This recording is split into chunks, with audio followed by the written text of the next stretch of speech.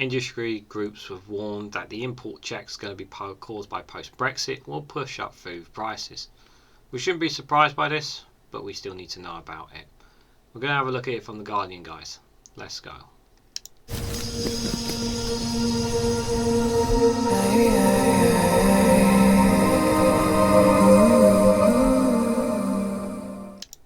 Good morning, good afternoon, good evening, guys, wherever you are in the world. This is REGANELITE here with an article from The Guardian.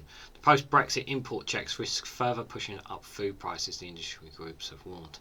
Traders will not be able to absorb estimated 10 million extra costs on goods entering the EU, warns the Fresh Produce Consortium. No, they won't. What is the solution? We know what the solution is. The problem is that nobody's going to do it. If you don't know what the solution is, I'll tell you at the end. So the UK's post-Brexit border strategy risks further pushing up food prices, according to representatives of the British fresh produce industry. Traders in the food supply chain are warning they will not be able to absorb the extra costs of charges levied for import checks on goods entering the country from the EU and the rest of the world, due to be introduced in the new year. Estimated additional annual costs of more than 10 billion stemming from import charges would have to be passed on to consumers, fueling food inflation just as prices of those to be peaked. The Fresh Produce Consortium, the FPC, an industry body that claims to speak for 70% of the UK's fresh produce supply chain, included businesses that produce packaging, moving and selling fresh fruit, vegetables, cut flower and plants, has written to ministers to share its members' concerns about the UK's post-Brexit border strategy. In a highly critical submission to the government, the FPC accused ministers of adapting an outdated and highly inefficient border solution which fails to meet the needs of the modern progressive industry and simply add costs for the consumer. The trade body, which is about 650 members, said the current border proposal would add costs, delays and disruptions to the import of fresh produce that could lead to gaps on retailers' shelves similar to those seen earlier this year. Yeah, we had gaps on the shelf in the past. I mean, there are still some, just not as much as it used to, or they just doubling and tripling facing things to kind of make up for the numbers. But this is sadly an inevitable thing. Telling the government, like, we need all these things now. But the thing is that, as we're quite aware, the government has been kind of sitting on their hands on a lot of things, a lot of problems in the country, and they're still sitting on their hands with a lot of problems. This is another one that seems to be just added to the list of waiting for things to be done. That's kind of how I feel about this right now. It said anticipated additional costs, delay and disruption for checks on perishable goods would materially contribute towards consumer inflation, business on costs, food waste and carbon emissions.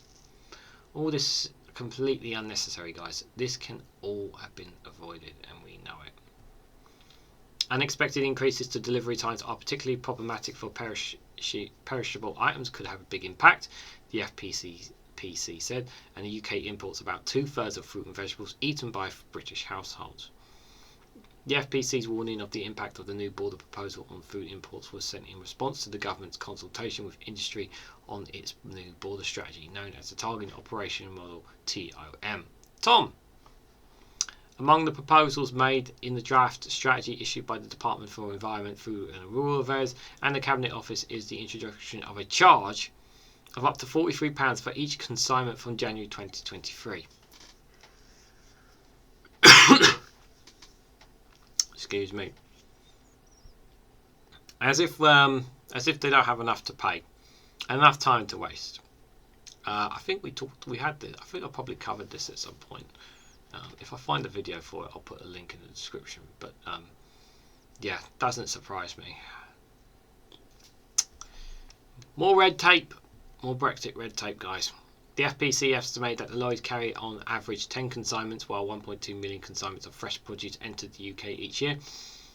As a result, it estimates that the fresh produce industry could face up to 11 million in extra costs each year, just as a result of the introduction of the £43 charge on each consignment arriving in the country.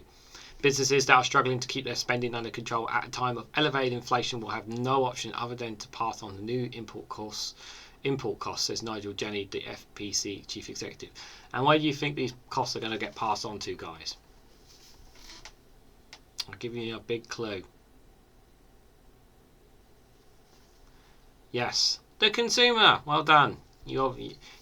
Yes, of course it's the consumer. Of course we're going to be paying for it. Who else is going to pay for it?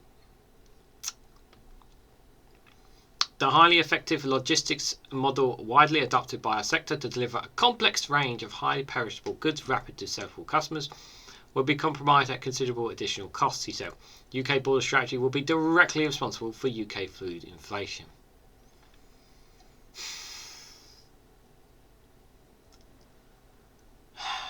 We could have avoided this, and we know it, guys. The UK's fresh produce from about 100 countries, but the majority of the imports enter the country from the EU, even if they've not been produced there.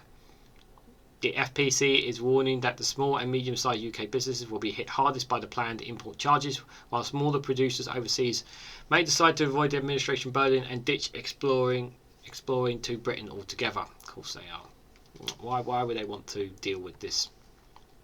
No one will want to deal with us, with all this red tape.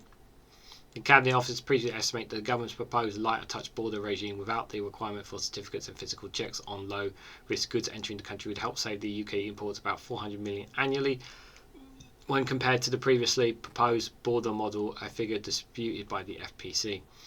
A government spokesperson has previously said that the estimated import charges between £20 and £43 was an indicative range. While that range obviously will be for those who have to pay more.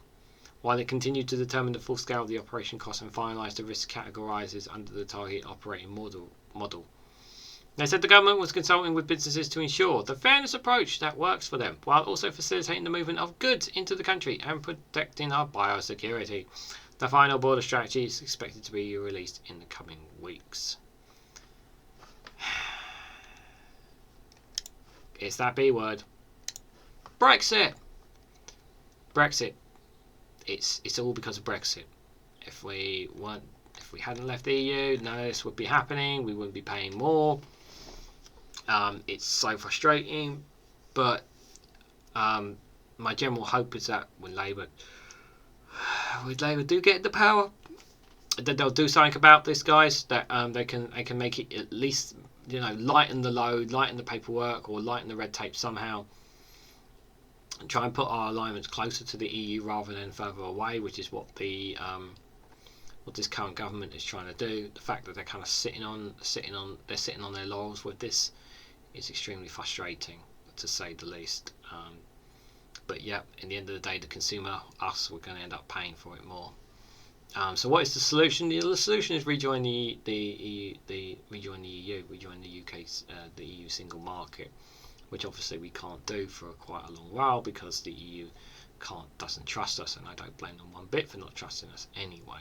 And it would be a long process for us to come back into the European Union anyway. But again, we know this could have been avoided, but we're going to be paying the price again for sovereignty. Was it worth it, guys? Let me know down in the comments below. Like, share and subscribe as always. And I will catch you guys very, very soon.